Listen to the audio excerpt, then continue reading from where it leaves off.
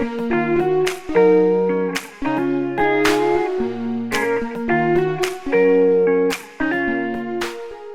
going on, y'all? We are back with another one. Today we are at the Boon Hall Plantation outside of Charleston in Mount Pleasant. And this is a beautiful place. Beautiful place, a lot to do. We're just getting here, so I think there's some tours and stuff like that. They got a house tour. We're just going to tour around the land. They got a lot of slave quarters here, a lot of history. So come on with us. Let's roll. Think you can make it to the top? It's a big old tree. Big old tree. So tell the lovely people where we are today. Boon Hall Plantation was founded in 1681 when Englishman Major John Boon came to Charleston and established a lucrative plantation and gracious home on the banks of Wampachoni Creek. I totally butchered that. Don't quote me on the pronunciation of that. The family and descendants of Major Boon were influential in the history of South Carolina, the colonies, and the nation. In 1743, the son of Major John Boon planted live oaks, arranging them in 2 spaced rows. Those are the pretty oaks we saw coming in.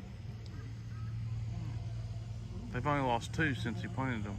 Yes, we learned that during the house tour. So throughout the years, the plantation has changed hands with the families. The current family that owns it, they stay upstairs sometimes. Oh, the current family that owns it stays upstairs? Yes, so when you do the house tour, you can only see the first floor. Yeah, unfortunately we could not film in the house tour.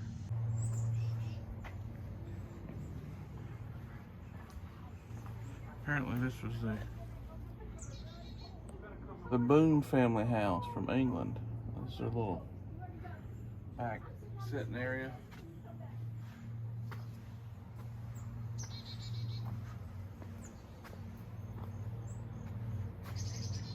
See what we can find down here.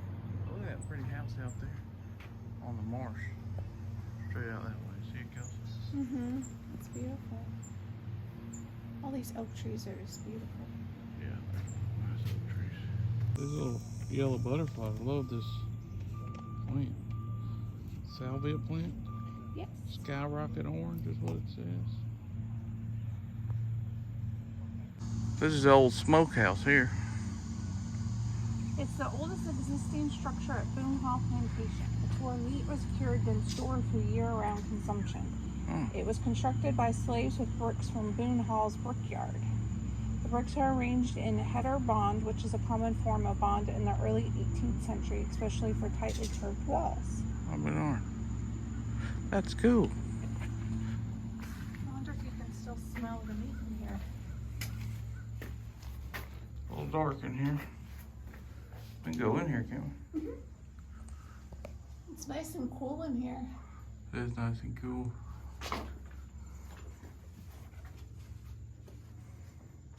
Oh, it's curved. That's pretty cool. It does smell a little oaky in here. That's called mildew. I don't. Slave quarters. They're unique because they're actual brick ones, which will be for the skilled workers.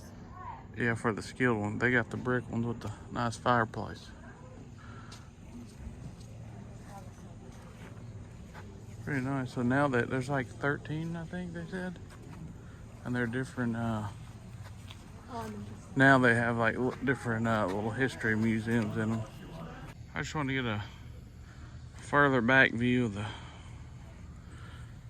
little slave quarters here. They had wooden ones in the back behind that house over there that we were at earlier. Well, they said about a mile down. It's like a brickyard. And they made bricks for the city of Charleston. Mm-hmm. So these brick slave quarters were made by the slaves, and then it's terracotta roofing, which they would have made too.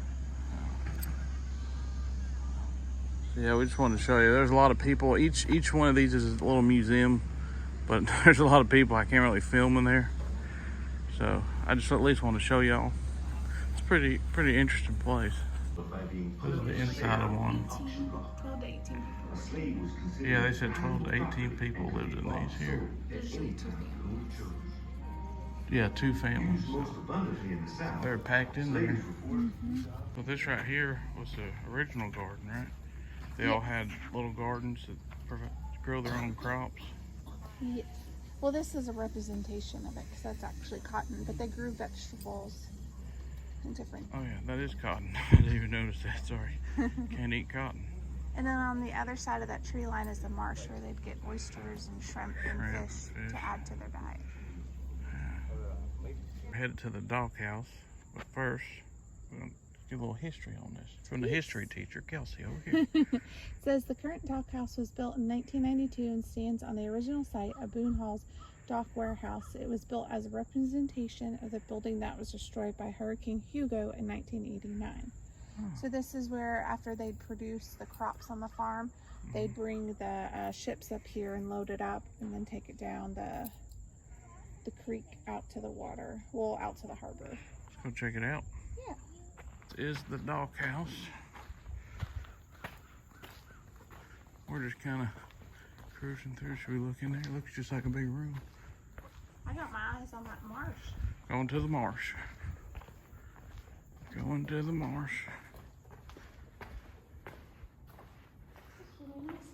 They currently use the space for different events and educational talks. Big old fireplace. Yeah. Didn't one of the sons of the original owner build this? Yes. Look at the marsh.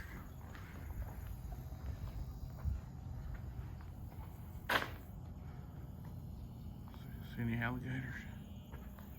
Not yet, but I'm sure they're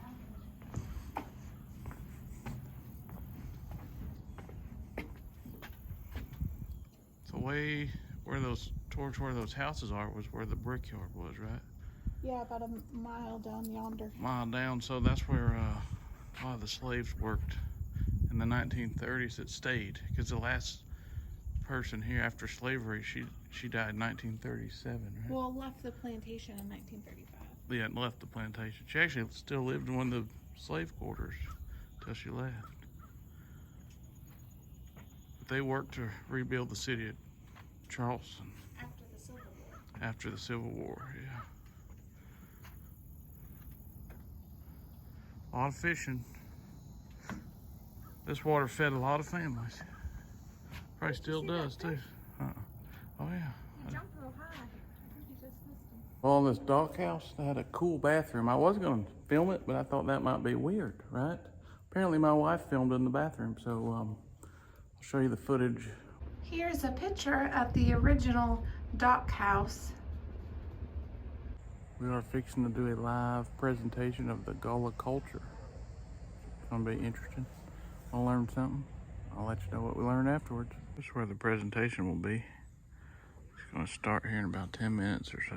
So I'm excited I didn't know about this. No, I'm excited to learn about this culture. The Gala Culture. They do all the beautiful basket. Yeah, they do a lot of the basket weaving and stuff around here in That's all that I Charleston. know, so I'm excited. Kelsey got a rose from them yesterday. We had a real neat presentation about the Gala Culture. And it's interesting because I never really heard of it. Have you? No, I hadn't. So the Gala Culture is different. When slaves came from Africa, West Africa, they were from different tribes, right? Yes. But the Gala language was their tribal language. A little bit of each tribe, a little bit of English. Mm-hmm. And they kind of made their own language, which is neat. And they also, a lot of the songs, like even today, jazz music, rhythm and blues, spiritual hymns, even rap music, she said, was from the Gala people. So that's pretty neat. It was the way they communicated, working through the days. Also, they would send messages that way, and no one knew what they were talking about. They just thought they were singing. So it was pretty neat. Yeah. Did you like that? I very much enjoyed it. Yeah, that was good. Can you go inside of it? No, it's roped off. Oh, try to get a better view. See? Yeah, this is an old building here. Yeah. Looking for a little plaque or something to tell us about it, but all we know is it's a cotton and gin.